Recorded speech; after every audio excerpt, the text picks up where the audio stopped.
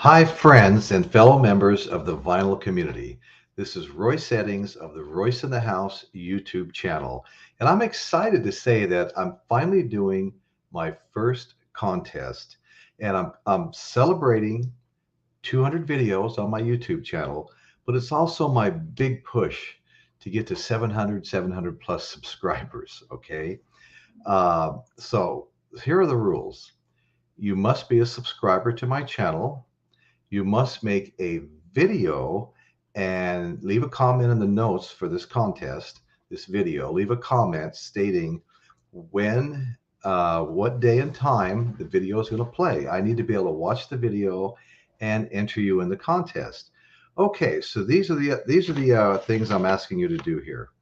I'm asking you to show 3 albums that have at least one song that's 10 minutes plus long. 3 albums with a song 10 minutes plus long, okay? I'm also asking you to show 3 albums that are soundtracks. And last but not least, 3 albums that have great keyboard players in them. Okay. Now, for a bonus, if you want a second entry, just show me an album that's got a poster in it. And I don't mean a postcard, I mean a poster. Okay. Some of them get really big. So I'd like to see an album with a poster in it, and that would be a bonus. Okay. Now, the winner gets a $40 gift card. You can go out and buy some vinyl or whatever you want to do with it. A $40 gift card, and the contest will run until May 6th, which is my birthday. So I'll kind of do my own little entry just to give you an idea of what we're talking about here. Okay, first of all, 3 albums with a song at least 10 minutes long in them. Okay, here's one of my favorite old albums from the late 60s, and this is Iron Butterfly, and the song is Inagata de Vida, 17 minutes long, if you can believe that. It takes up one whole side. And this is a great album. When the song was being written, one of the band members came over and looked at the notes. The song was being written, and he goes, it said in the Garden of Eden, and he mispronounced it, looking at it upside down, as Inagata de Vida. The rest of the band loved it, so they changed the name from In the Garden of Eden to Inagata de Vida. All right, so that's Iron Butterfly. Next is the Doors self-titled album. Let me get out of the glare here. The Doors self-titled album, okay? This has a song called The End on it. Fantastic, fantastic song. And the end is 11 minutes and a few seconds long. All right, last but definitely not least is my favorite band, Led Zeppelin, and the album Physical Graffiti. Okay, Physical Graffiti. This is an amazing album. It's a double album, and it's one of my favorite Led Zeppelin. It's right up at the top, Led Zeppelin albums. And this has a song titled In Your Time of Dying, and that's also over 11 minutes long. Okay, so that's the 3 with songs that are 10 minutes or longer. Okay, the next is the soundtracks. This might be my favorite soundtrack of all time. It's very, very close. Um, Easy Rider. This is great. Peter Fonda, the son of Henry Fonda, brother of Jane Fonda, made this movie Easy Rider, which became a cult classic, absolute cult classic.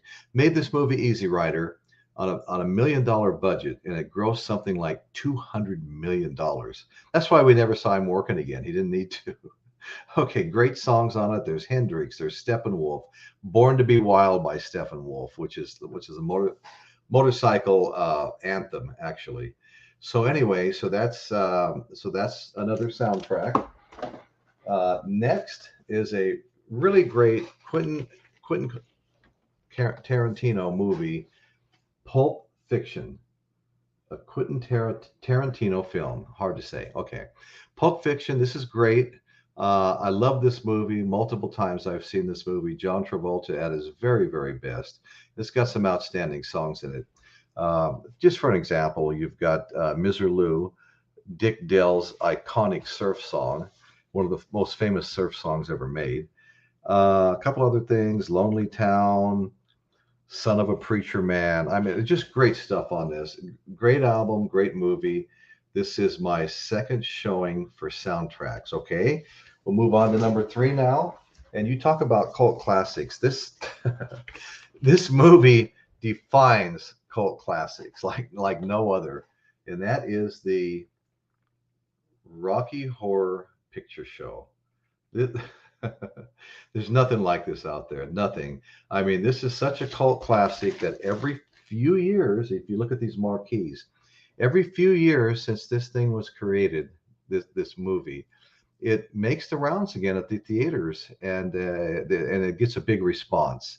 It's it's probably the craziest movie I've ever watched in my entire life, and that's the Rocky Mountain Horror Picture Show. Okay.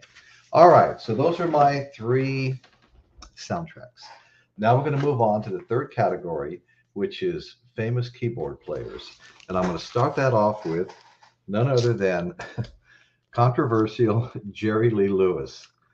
And this guy was a fantastic keyboard player, early keyboard player, early rocker, great hits on this album, and he was excellent. Got in a little trouble later, marrying somebody I was related to that was very, very young, but whatever. He's got there's songs on here like "Great Balls of Fire," a whole lot of shaking going on. Two super classics. They still play these today. So that's Jerry Lee Lewis.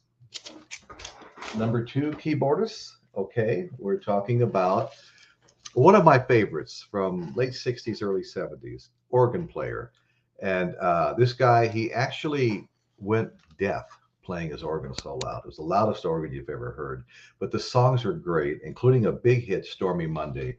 And that was Lee Michaels. If you've never heard Lee Michaels, I highly recommend you go online, type in Lee Michaels songs and listen to a couple of his songs. They'll really blow your mind. This is a great, great album. Okay, and last but not least is my final keyboard player entry, which basically concludes the entries, and that is Stevie Wonder, Songs in the Key of Life. And I'm a big Stevie Wonder fan going back to, well, his early stuff, 64, 65, 62. This guy is an amazing artist. He's hard to beat. I saw Stevie Wonder in concert at the Long Beach Arena in 1972, opening up for the Rolling Stones.